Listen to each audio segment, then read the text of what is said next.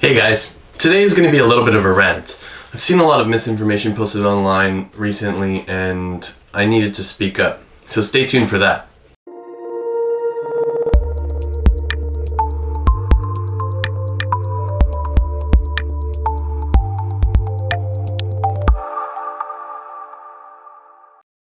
So, the premise of today's video is mainly due to new Crested Gecko owners spreading false information. And not only that, is providing some advice for new Crested Gecko owners. So, the first point of advice I have is really, just because you buy one Crested Gecko does not make you a breeder. You can own a Crested Gecko and just have it as a pet. There's been many people that I've seen online that buy their first Crested Gecko and they are looking for 6 females, 5 females, another trio, and they just got into them and they don't even really understand the market yet. And what really bothers me about that is that the animals are not going to get the care that they're needed. Like, yes, okay, maybe 5 out of every 10 of those owners will properly take care of every single animal. I'm not saying every single one of them is like that. However, what I've seen recently is that, somebody comes online, they join the Crested Gecko group on Facebook or something of the such, and they say, oh, I bought my first Cresty, let me buy some more. They keep on buying, then they breed. Then they produce 50 babies in 1 year, and they don't know where to sell them. They try to sell them, and then all of a sudden they're selling them for 20, 30 bucks, 40 bucks, 50 bucks. And what these people need to understand is that the Crested Gecko market is very, very saturated. And that's not to tell you not to enter a saturated market, because new people can provide new blood or something new to the industry.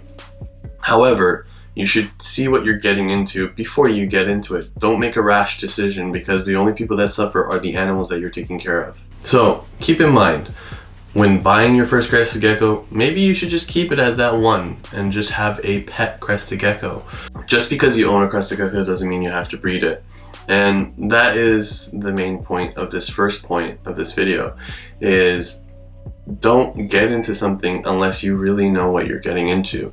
Understand the market first, understand where the prices are going, understand the popularity of traits and morphs, and see where the market is currently going before you make rash decisions and buy beef stock animals that if you breed, you're just going to, overall, you're going to lessen the genetic pool and provide more B quality babies or even C quality babies to a market that really doesn't react to those anymore. You're just turning the Crested Gecko market into a feeder market. And yes, I am seeing it go that way, where in the next 5 years certain morphs of Crested Gecko are going to be the same as the house gecko, where they're going to be sold as feeders. And it's sad to see, and it's mainly because of overbreeding by inexperienced breeders of specific traits and morphs that will not sell. And then what ends up happening is they get wholesaled for 10 bucks, 5 bucks, 15 bucks. And people are, some people are feeding them off to their animals, and other people are just putting them into pet stores, which then they end up dying because they're not properly cared for anyways. We've all seen the videos on PetSmart and Petco and all of those guys. Why would you want to be one of those people that provide those to them? Yes, it is a healthy amount of money to provide pet stores with their animals if they're buying in bulk, but is it really worth it? I don't think so. I couldn't put that on my conscience, which is mainly why I only have 1 pair of Crested Geckos left in my personal collection, and I've been focusing in on Chihuahua and Lichianus. Another thing that has been irking me recently is that I've been seeing a lot of people post online saying, only feed Pangea, only feed Repashy, only feed this, only feed that. That does not make sense. Think of it to yourself. If you're sitting and eating dinner every single day for the rest of your life, what would you eat? You wouldn't choose anything. You could sit there and eat steak, rice, and salad every single day for the rest of your life, but you're going to get sick of it. So when you're purchasing and feeding purchasing food for your animals, what you need to take into consideration is that you have to provide a variety to them. If you're going to be feeding them Pangea watermelon for the next 6 months straight, they are going to get sick of it. Yes, they're going to have a great feeding response up front, but they're not going to like it after 6 months if that's all you're giving to them. Make sure you provide them different flavors or different brands. So mix it up. Like me personally, I feed Clark's, I feed Repashy. I have the Repashy grubs and fruit. I also have the Repashy mango, I have the Clark's, I have BPZ. So just think of it that way. You don't really want to only provide one type of diet for your animal. Nutrition is key, and variety in their diet is key for a happy, healthy animal. You want them to thrive, not survive. And that's really the way to do it. So, think of it this way. I've seen it online so many times as well, where people have just completely stopped giving their animals crickets or bugs in general. And with Leachianus in particular, as they get older, they don't want bugs, most of them. But if they do, you should offer it to them, or at least offer it to them in their diets. And then, even if you offer it to them in their diets, they still need that enrichment to hunt, to look for food. So I would never completely get rid of them unless they are not going to eat them at all.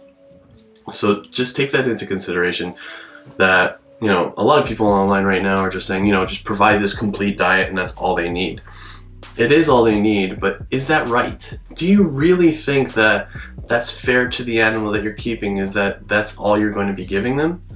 I don't think so. Like, you should really give them insects. You should really provide them with the best care possible.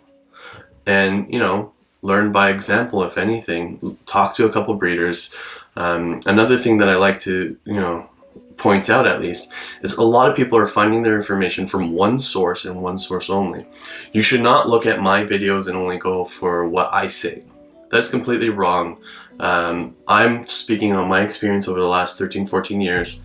And yes, although I have quite a few years behind me, there are some of the people that have better advice for you. And you should form your own opinion on multiple sources of advice that's given.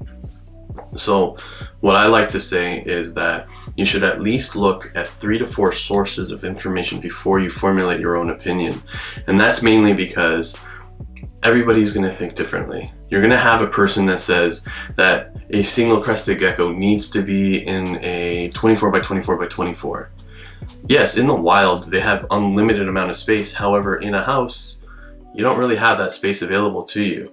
And, back in the day, we used to think that a single adult crested gecko can stay in a 12 by 12 by 18. They can easily stay in that. However, it is more comfortable for them to stay in something larger, such as a 18 by 18 by 24, which is why opinions have changed. Just think of it that way. Also, before voicing your opinion online, make sure you do your own research. I've seen a lot of people chiming in on things that they should not be chiming in on. People that only have, 10 months worth of experience, giving opinions to somebody that just bought their crested gecko, and it's completely wrong. Like, if you have the right information, by all means, do it. However, just make sure you do your own research before you spread misinformation.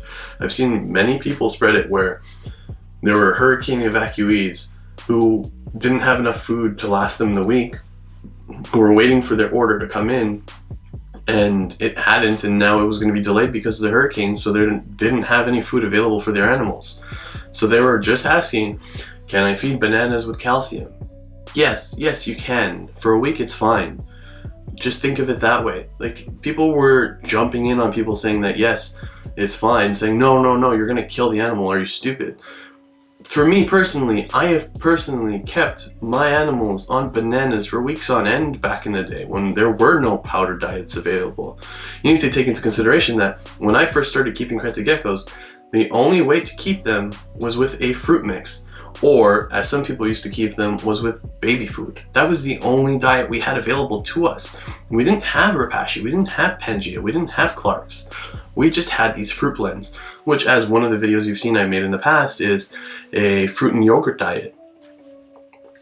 That is what I fed exclusively. That fruit and yogurt diet I fed for 3 to 4 years in the beginning. That was it. And then from there I fed Clark's exclusively for 6 to 7 years. And that wasn't right either. I gave one source of food, and you know, my geckos are all healthy, they're still all alive, and they love the food. But now thinking of it, looking at further research, looking at, you know, different articles about, you know, poop samples in the wild and seeing exactly what do they eat, I've seen that, you know, giving one source of food or one brand of food is not correct for this animal. They're going to eat what they find. And providing them with multiple sources, multiple flavors is the way to properly take care of these animals.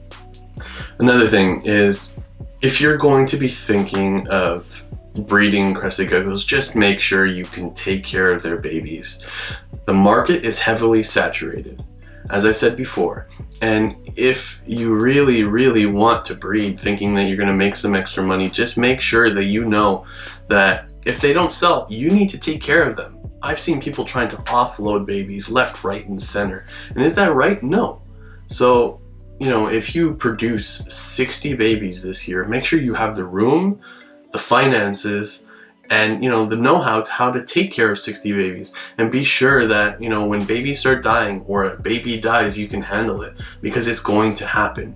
You know, it's not all sunshine and butterflies on the other side. When you keep these animals and you breed these animals, you are going to have dead eggs. You are going to have animals that pass away. It happens. Not every single animal lives. Just be sure that you can handle that.